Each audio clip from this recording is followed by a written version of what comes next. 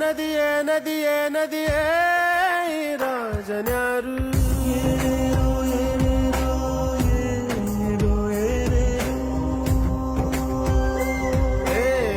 ವಿಧಿಯೇ ವಿಧಿಯೇ ವಿಧಿಯೇ ವಿಧಿಯೇ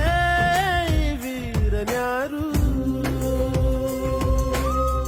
ಒಂದು ಊರಿನಲ್ಲಿ ಒಬ್ಬ ಪರಾಕ್ರಮಿ ರಾಜ ಇದ್ದ ರತಿಯಂಥ ರಾಣಿಯೊಡನೆ